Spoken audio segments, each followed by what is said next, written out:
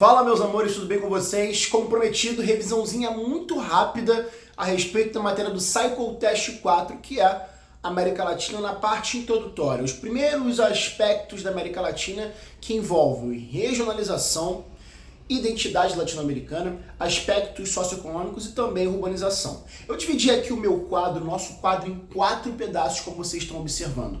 E aí minha dica principal, e é um vídeo muito curtinho esse, é que você consiga fazer essa sequência comigo, tá? A primeira sequência, ou o início da sequência desse estudo, é iniciar a América Latina, a sua análise, através da percepção da regionalização. Então, a regionalização seria o seu ponto 1 de estudo.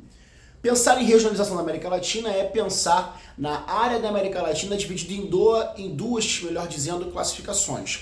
Primeiro, a América Latina e a América Anglo-Saxônica. Depois, a América Central, a América do Norte e a América do Sul.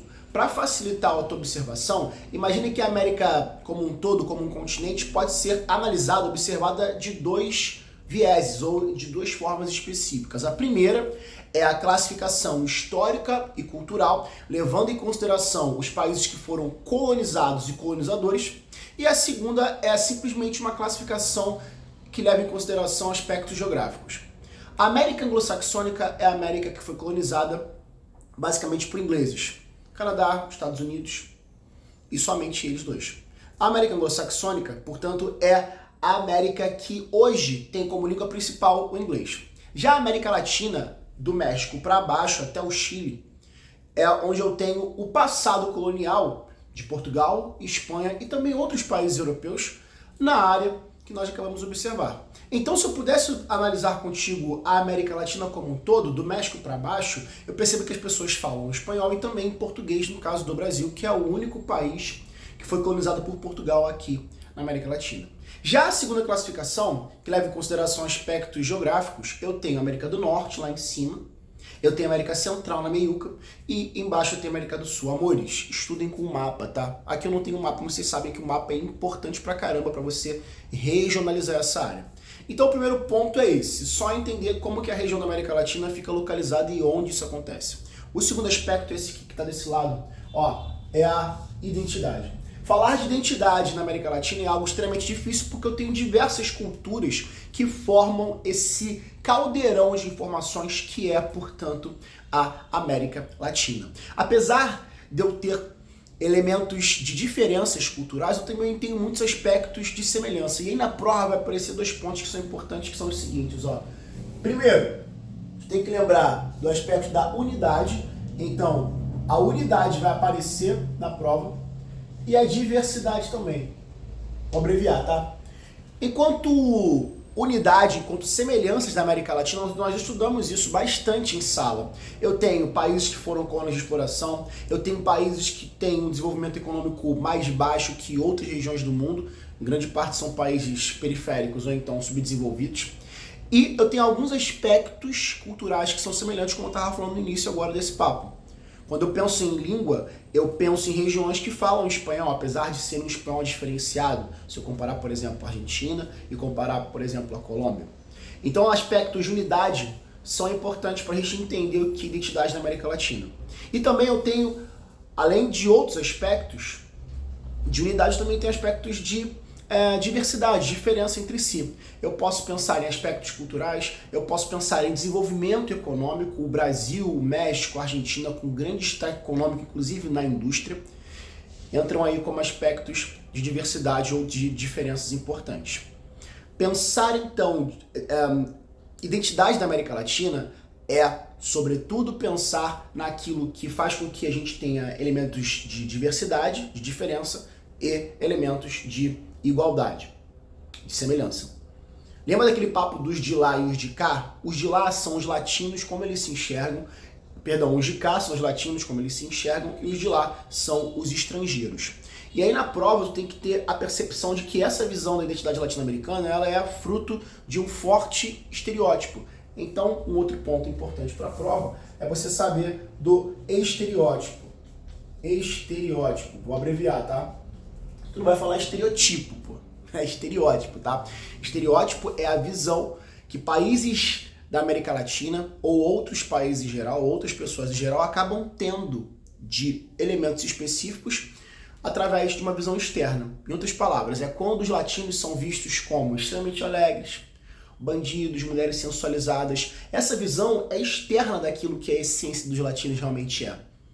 Portanto, quem determina essa visão estereotipada são os países dominadores, Estados Unidos e a Europa, no contexto colonial.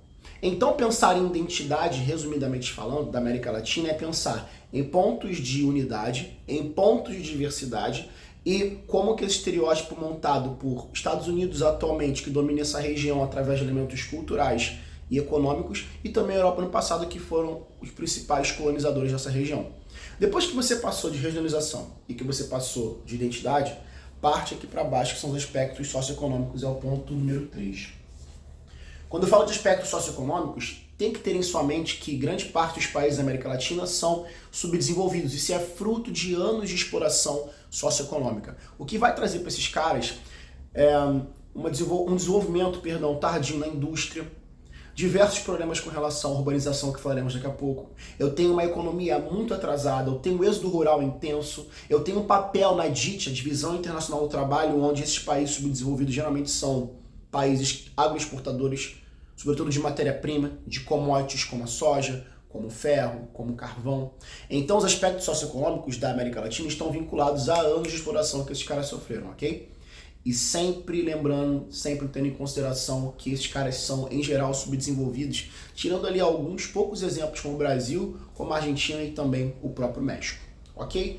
E para fechar, galera, a urbanização, que foram as últimas aulas que nós tivemos, é o nosso ponto 4 de análise. Urbanização nada mais é do que o desenvolvimento e crescimento de cidades. E esse crescimento urbano ele acontece através do êxodo rural, que é quando as pessoas saem do campo em movimento para a cidade. Esse fluxo migratório só acontece porque a cidade tem fatores de atração, isto é, oferece melhores condições de vida, oferece trabalho, novas oportunidades para as pessoas que estão no campo. E o campo acaba tendo fatores de repulsão a essa população, isto é, a mecanização do campo, a dificuldade em produzir muito, a baixa infraestrutura empurram esse cara e expulsam esses caras para a cidade. Como a América Latina foi ao longo dos anos explorada e não teve seu desenvolvimento industrial, seu desenvolvimento das cidades feito de forma lenta e gradual, como por exemplo a Inglaterra, que fez sua Revolução Industrial no século XVIII, nós fizemos a nossa Revolução no século XX. Por exemplo, o Brasil fez a Revolução Industrial em 1930. Isso mostra exatamente que esse tardiamento, esse atraso no processo de industrialização vai gerar para a gente também um atraso na própria urbanização. Então as cidades quando crescem, elas crescem muito rapidamente, em uma grande quantidade, sem preparação, sem planejamento urbano. Consequência disso, a nossa urbanização ela vai ter diversas marcas, não só a nossa brasileira, mas na América Latina como um todo, marcas que comprovam que esses problemas são resultado de processos históricos de dependência do capital internacional, do capital externo, da colonização, e fica muito nítido entender alguns conceitos e dois desses de urbanização vão aparecer na prova, tá? Quais são? Primeiro, quando eu falo de urbanização, a gente tem que pensar que a nossa urbanização ela foi rápida e acelerada, tá? R de rápida, A de acelerado, só para abreviar. Segundo, tem que lembrar que a nossa urbanização ela é fortemente marcada pela segregação socioespacial. Fica com esse conceito. Eu separo classes sociais diferentes no espaço. Lembra aquele papo que nós tivemos na aula? Eu penso no Leblon, eu penso no Shopping Leblon e eu penso na Cruzada, que é um conjunto habitacional no coração da Zona Sul, uma área extremamente valorizada financeiramente falando, e eu tenho uma região mais precária. O cara que mora na Cruzada, dificilmente ele participa, ele consome no Shopping Leblon, que é um shopping voltado para uma classe alta específica da Zona Sul. Então, eu separo no espaço classes sociais diferentes. O segundo exemplo, Rocinha e São Conrado. Lembra que nós vimos lá no Google Earth, na sala? Quando eu olho a Rocinha, a maior favela da América Latina, extremamente fincada no coração da Zona Sul, marcando esse contraste entre população rica, de um dos IPTUs, isto é, o imposto por imóvel que se paga no Rio de Janeiro, mais caros da cidade, em contraponto com uma das maiores favelas da América Latina, a maior favela da América Latina. Eu separo no espaço classes sociais diferentes. Podem estar lado a lado? Podem. Podem estar distantes pra caramba, tipo Santa Cruz e Copacabana. Santa Cruz, uma área mais precária de bairro na cidade, e uma área mais valorizada, que é a Copa? Sim. Ok? Então a segregação socioespacial é uma consequência dessa urbanização rápida e acelerada. Outras consequências e um outro conceito, e esse é o último, tá?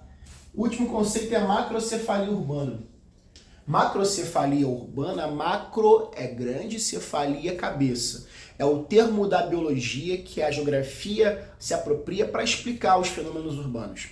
Macrocefalia urbana é um inchaço das cidades. É onde observo que as cidades, pelo fato de terem sofrido essa urbanização rápida e acelerada, o êxodo rural intenso nas cidades da América Latina, sofrem muito com os seguintes impactos: favelização, violência urbana, desemprego, engarrafamentos, poluição, desigualdades sociais marcadas na cidade, o trabalho informal, isto é, pessoas que não têm carteira assinada e acabam trabalhando como ambulante, como vendedores nas ruas. Esses são um dos diversos problemas que nós temos nas grandes cidades da América Latina, sobretudo. Rio de Janeiro, São Paulo, Buenos Aires, Cidade do México, no próprio México, Lima, no Peru, você observa isso em diversas áreas. Portanto, observar a macrocefalia urbana é analisar as consequências que essa cidade possui por conta dessa urbanização que foi rápida e acelerada. E aí, galera, eu fecho o quarto elemento para a gente entender os pontos principais para a prova. Relembrando, regionalização, entender como a região na América Latina se organiza, identidade, analisar como que a identidade da América Latina é formada, aspectos socioeconômicos, pensar em subdesenvolvimento e, por último, urbanização, seu desenvolvimento e suas características. Espero que vocês tenham uma ótima prova. Fiquem calmos, eu tô com vocês e torcendo muito. Um beijo, galera. Tamo junto.